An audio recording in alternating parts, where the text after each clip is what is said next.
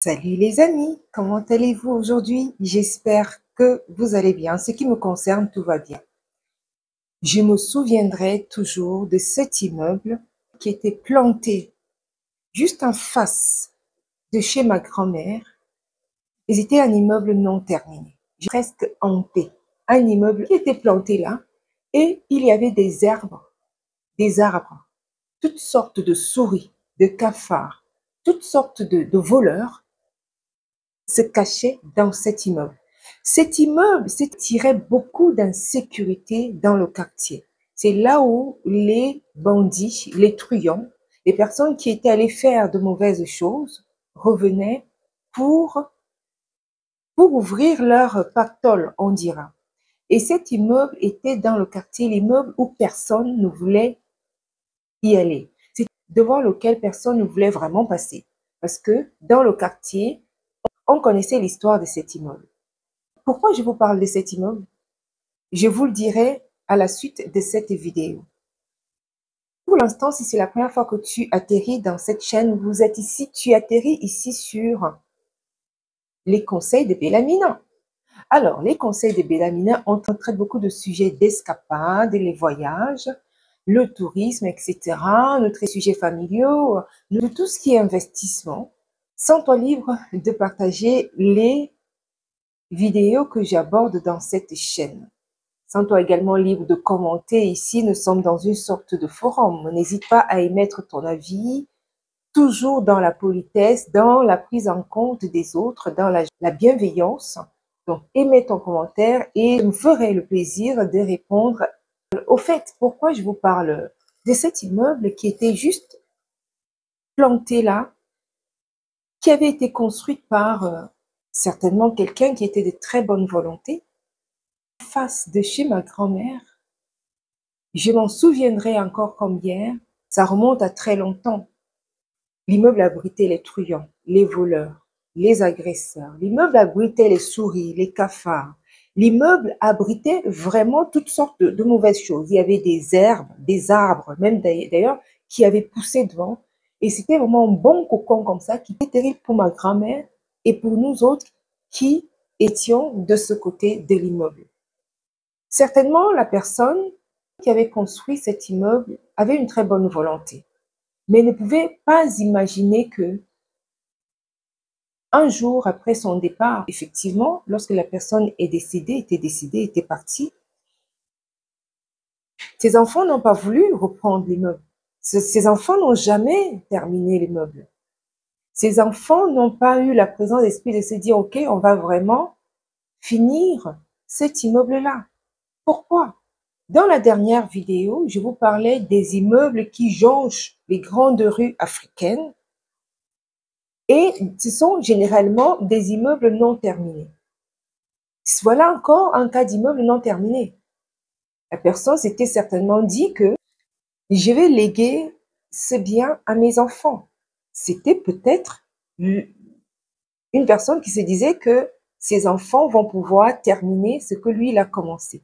L'une des raisons qui font que les gens construisent des immeubles non terminés et qui ne se terminent pas, c'est parce qu'ils se disent que c'est les enfants qui vont terminer les immeubles. Généralement, il y a beaucoup de raisons, mais l'une des raisons, c'est que les gens pensent que les enfants viendront terminer ce que eux, ils ont commencé. Sauf que les enfants ne terminent pas toujours ce que les enfants ne viendront pas toujours terminer votre travail. Que les enfants n'auront peut-être pas le même intérêt que vous de l'endroit que vous avez, vous avez aimé. Ils n'auront peut-être pas un intérêt quelconque, hein, même sentimental ou quoi. C'est malheureux à dire, mais souvent, ça peut arriver. Donc, quand la personne construisait son immeuble, ne savait pas que les enfants n'allaient peut-être pas continuer cet immeuble-là. Et on se retrouve avec cet immeuble dans le quartier. Le fameux immeuble en face de chez ma grand-mère, qui n'avait été jamais terminé. Qui n'avait été jamais terminé. Et 40 ans après, cet immeuble n'est toujours pas terminé. Donc, vous voyez que, à un moment donné, quand on construit, on ne peut pas dire que c'est les enfants qui viendront terminer. Parce que les enfants ne termineront peut-être pas. Et voilà votre argent perdu. votre temps perdu. Vous avez certainement investi beaucoup d'argent dedans. Vous n'avez pas bénéficié de votre investissement. Vous n'en avez jamais profité. Plein de choses. Le côté sentimental, hein. Il y a toutes ces choses-là. Donc, c'est vraiment important de terminer toi-même tes affaires et de bien calculer quand tu veux construire. Ne te dis pas que c'est les enfants qui viendront terminer. Et ici, on voit clairement que les enfants ne l'ont pas fait. Parce que l'immeuble quartier où personne ne voulait aller, que personne ne voulait traverser. Parce que là, il y avait des agressions. Il y avait toutes sortes de mauvaises choses qui s'y passaient. Non, pas seulement ça. Lorsque vous construisez, il faut savoir que les enfants ne le feront pas. Comme je viens de le dire, je le répète, mais c'est important. Les enfants ne le feront peut-être pas. Vous ne connaissez pas les aspirations des enfants. Ils n'ont peut-être pas les mêmes aspirations que vous. Les années passant, ils ont évolué peut-être dans leur façon de penser, de voir les choses. Et vous voilà parti, votre bien abandonné, aucun héritier. Aucun héritier. Et tout cela est dû à quoi au fait exactement?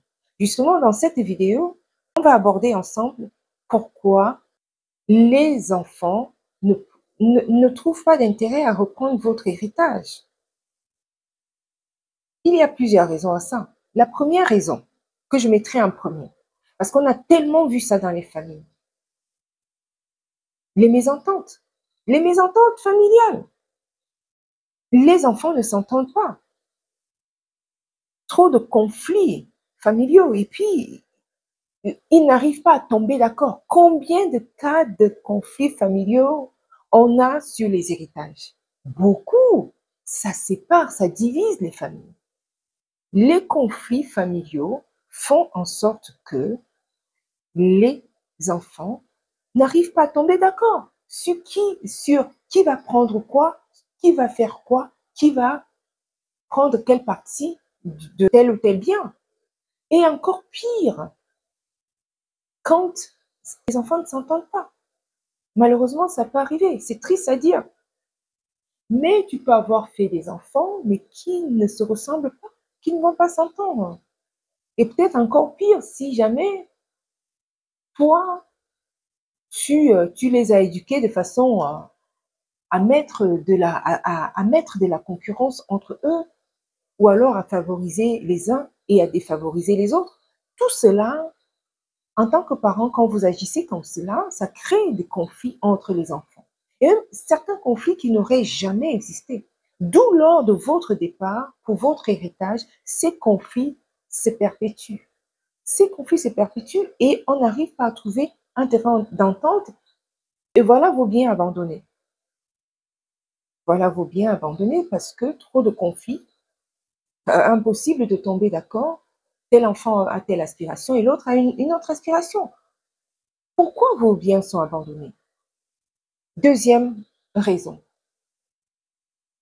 la non-préparation des parents. La non-préparation des parents, vous l'avez bien entendu.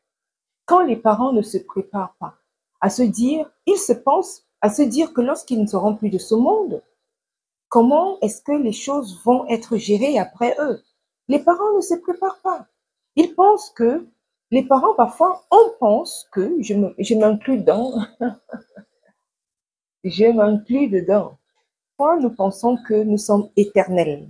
Nous sommes éternels sur terre et que la mort ne nous surprendra pas. Que nous allons tout calculer, ça va arriver au moment où nous on veut. Sauf que non, ce n'est pas cela la vie. La vie n'est pas forcément cela. La mort peut arriver à tout le monde. Donc, c'est à toi de préparer tes arrières.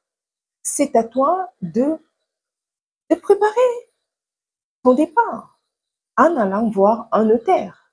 Un notaire, les notaires sont là pour ça. Pour que vous prépariez qui va prendre quoi.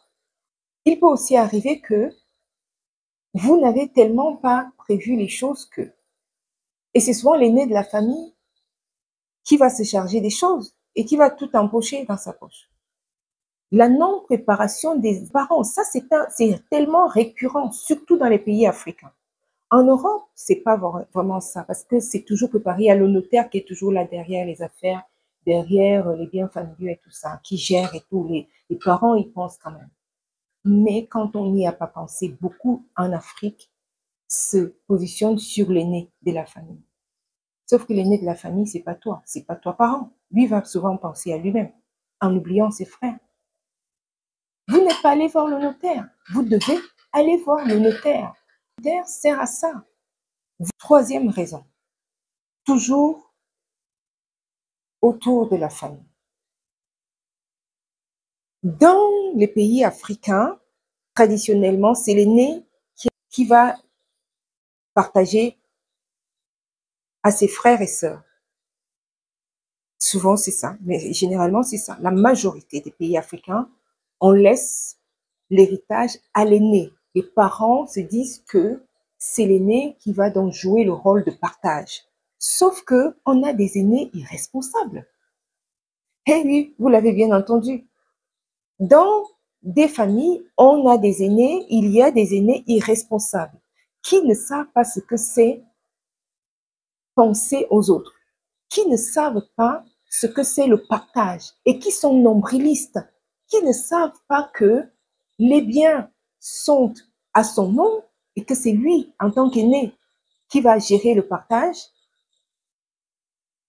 Il est tellement nombriliste que il s'octroie, il se donne tous ces biens-là. Il va les dilapider en abandonnant ses frères et sœurs, en oubliant ses frères et sœurs, en mettant ses frères et sœurs de côté et en profitant de tout avec toute sa famille et ses enfants et sa progéniture, en prenant tout que pour lui, voyez, qui va s'occuper de tout ça. Et puis ça, c'est une erreur. C'est une erreur. Aujourd'hui, les notaires servent à ça. Les notaires servent à ça. Allez voir un notaire qui va clarifier les choses, qui va donner à chaque enfant sa partie. Et non se focaliser sur l'aîné, parce que c'est l'aîné qui va gérer. Combien de cas on n'a pas autour de soi? Des aînés qui ont tout dilapidé, des aînés qui ont tout dilapidé, des aînés ou alors qui ont vendu, des aînés qui n'ont jamais donné quoi que ce soit à leurs frères et sœurs. Les frères et sœurs arrivent seulement, ah oui, c'est toi l'aîné, c'est toi qui vas gérer, c'est toi qui vas gérer, c'est toi qui as les choses en main, en attendant le jour où il va se décider à faire le partage. Ils attendent que nada, que nenni, rien. Il ne fera rien. Il a déjà tout dilapidé, tout, je dis bien tout. Et vous arrivez trop tard. Les parents doivent savoir aller chez le notaire. La quatrième raison. Les enfants vont abandonner vos biens, vos maisons, parce qu'il y a trop de charges financières. C'est devenu une lourdeur plus qu'autre chose. Il y a trop de charges dedans. Ce que vous avez construit avec amour, combien de maisons on n'a pas vu abandonnées en Europe ici, même en Afrique, hein, ça commence à arriver parce que les enfants n'arrivent pas à se tomber d'accord. L'immeuble dont je vous parle, l'immeuble en face de chez ma grand-mère, c'est un immeuble abandonné. C'est pas parce que ce monsieur n'avait pas d'enfants, parce qu'il y avait trop de conflits. Mais ici, c'est souvent parce que, oh, de toute façon, il y a trop de charges. Trop de charges et les enfants ne veulent pas aller s'enquiquiner, à aller commencer à régler tout ça. Et c'est une charge plus qu'un bénéfice. Ils abandonnent. Je m'en souviens encore comme hier. Là, c'est dans ma maison secondaire, dans les montagnes, juste là à côté. Il y avait une belle petite, un magnifique chalet. Il avait été abandonné hmm, depuis au moins 80 ans, hein. Abandonné depuis très longtemps. On voyait les clés qui étaient des clés aussi costauds, des grosses clés comme ça. Là, on sent que ça fait perpète, quoi, hein, que cet immeuble, que ce chalet n'avait plus jamais été occupé. Et les enfants ont abandonné. Et je ne sais pas, un jour, on voit débarquer une dame avec son fils dans la nuit, sans torche ni rien du tout. Heureusement qu'on y était, en ce moment-là, on était en vacances. On voit venir la dame. Ah oui, elle cogne. Est-ce que vous aurez une torche? Et c'était l'hiver, hein. Donc, imaginez-vous un chalet qui date, on n'avait jamais vu les gens là-dedans. Sa fille parisienne, dans une grande ville, elle arrive, comme ça, chiquissime. Elle arrive que dans la maison est complètement abandonnée, il n'y a plus que les souris et les rats et tout a été dévoré, enfin bref, les mythes et tout. Mais il y avait du cachet et la maison a du cachet, la maison a tout ce qu'il faut, mais simplement dans son jus, quoi. On sent que personne n'avait été là-dedans depuis très, très, très longtemps.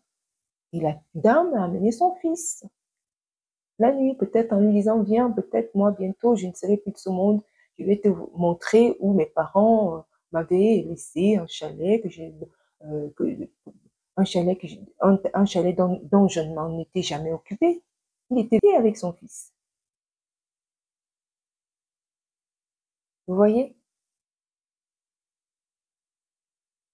Donc, il est important de vraiment se préparer à se dire. Et là, le cas d'espèce, ce cas-là, c'était un chalet qui avait perdu sa valeur et qui, il y a quelques années, valait peut-être que valait rien du tout. Donc, c'était un magnifique chalet. Il fallait tout refaire dedans. L'électricité, l'eau, l'acharpement, tout. Je dis bien tout. Donc, le bien avait perdu complètement sa valeur. D'ailleurs, on voulait l'acheter, ce chalet, puisqu'il était juste à côté de notre chalet. On en était je crois qu'il valait même pas 60 000 euros. Un chalet à 60 000 euros dans une très belle région, vraiment, c'est donné, quoi. C'est absolument rien du tout. Absolument rien du tout. Vous voyez, le bien a complètement perdu sa valeur. Donc oui, les enfants ne veulent pas s'enquiquiner et lâchent.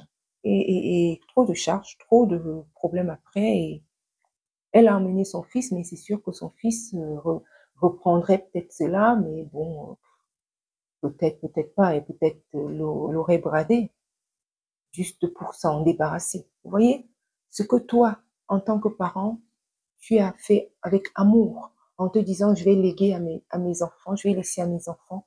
Voilà, les enfants l'abandonnent, les enfants ne s'en occupent pas. Parce que, bon, tu as voulu bien faire pour ce cas-ci, terminer, mais les enfants ne s'en sont pas intéressés.